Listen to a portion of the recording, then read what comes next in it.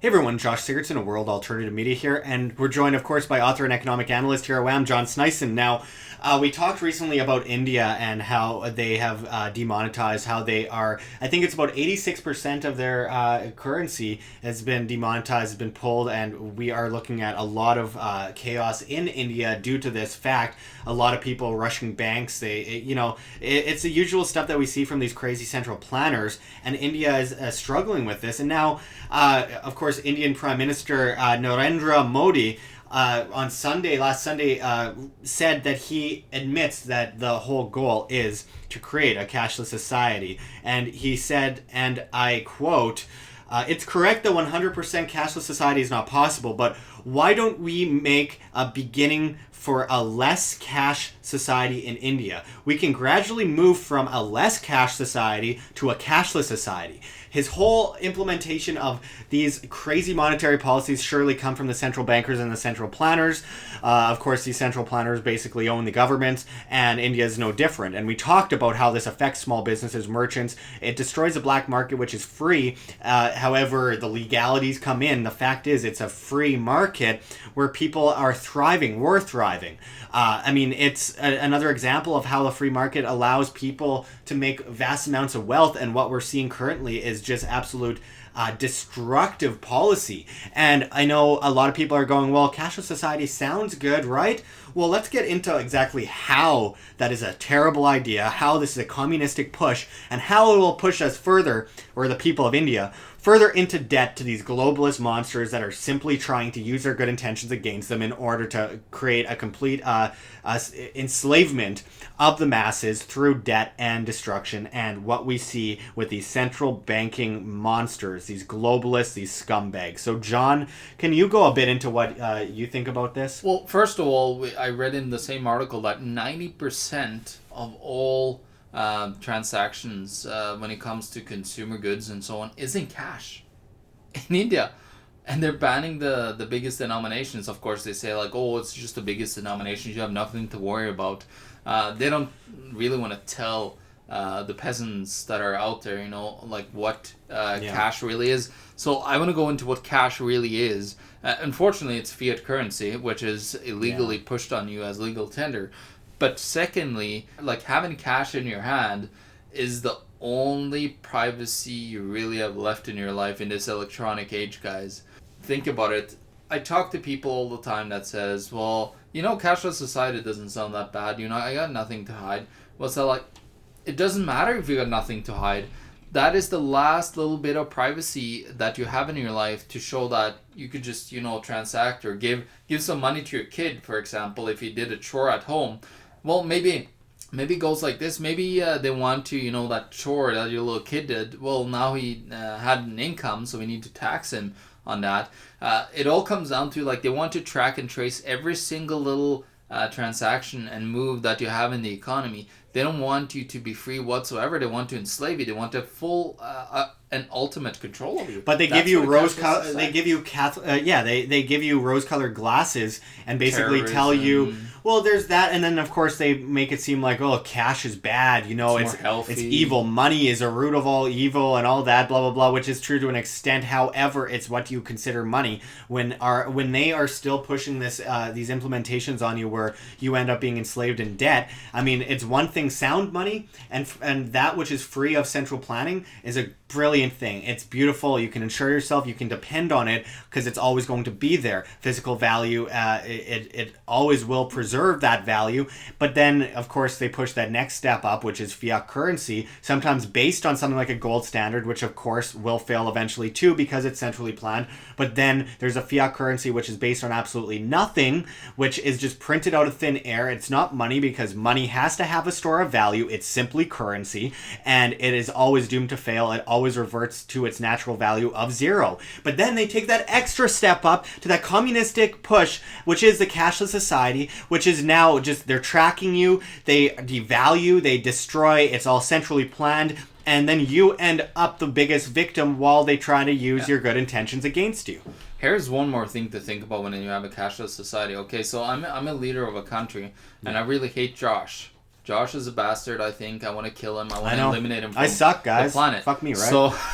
So what I want to do is I want to stop Josh from being in the economy. So with a cashless society, Josh has a bank account. He has to be in the banking system somewhere to have his money somewhere. Yep. Well, I'm just going to put in the zero on his bank account.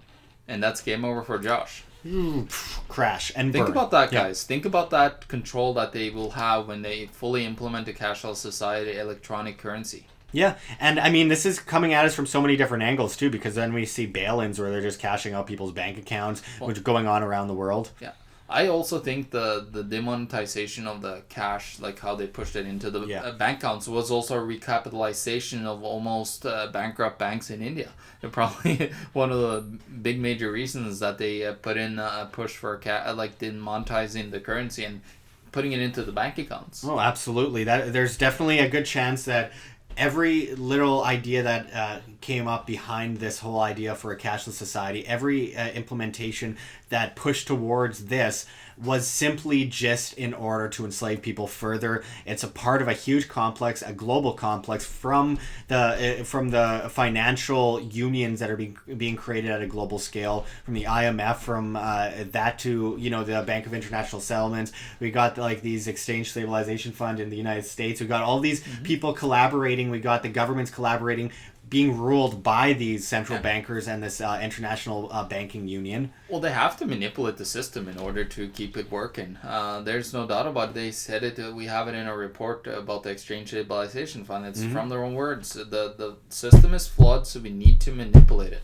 Absolutely. That's a whole point in this, is that they are just trying to push us further into slavery. And the greatest way to enslave people is with debt, because then they become subservient to the government, because they beg and demand for food because they can't feed their families. I mean, this is really sick stuff. These are very sick people that are doing this. And this is just a further example of what we've been talking about all the time at WHAM, of this collectivist implementation of these cabals, these global cabals that are trying to collectively enslave us and drive us off a cliff, animals on a farm. They want to make you dependent, and then they're going to implement austerity and take the money away from you again after they made you dependent, after they stole all your rights. And they thrive off of debt, and we see through regulations in the markets, artificial markets that create monopolies for big guys and destroy small businesses while pretending to be there to stop big businesses from getting above. But really, it creates that problem. And then we have artificial monetary systems as well. Yeah. So it's coming at us from two ends, and people don't understand economics because they make it complicated on purpose. But it really isn't complicated.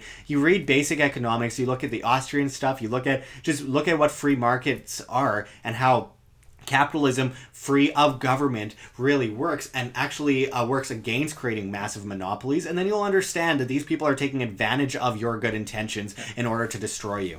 At least with India, they are a country that love precious metals, so maybe that is going to be their savior. I think probably will be, because there's a lot of smart people in India. Look at all the engineers and all the smart people around the world. India is historically full of really hardworking, smart people that really have a lot of ambition to make the best of their lives and provide for their families. And unfortunately, this is an example of something that's trying to basically goose step over them and push them into debt and enslavement. Well, they want to further corrupt the government and control everything. That's all that this cashless society push is for. They say it's for, it's time to, move on and go into electronic currency, because we can't stay in the old days with technology. The thing is, with the electronic currency, when it's centralized, they have full control over your life. Yeah, and that's a great point that you just made there, John, when it's centralized. I mean, blockchain isn't a bad thing. If it's not centrally planned, it's not a bad thing. I would still personally suggest sound money, physical value, gold, silver, platinum, stuff like that.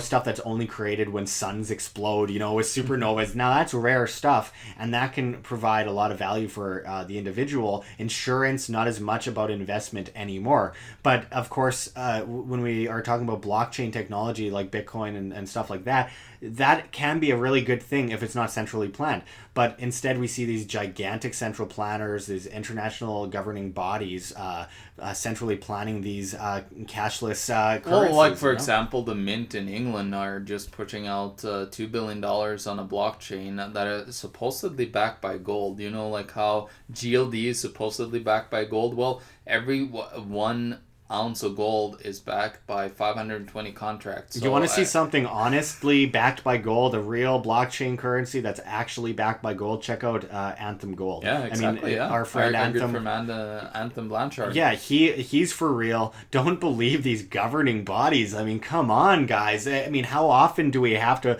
put that message out there until people realize? And I know a lot of our great viewers understand it very well, and we thank you very much for sharing the information and knowing about what's going on. But we need to get to more people because most people just still don't understand, and they have a really simplistic view of this whole system. And they know bad guys are bad, good guys are good.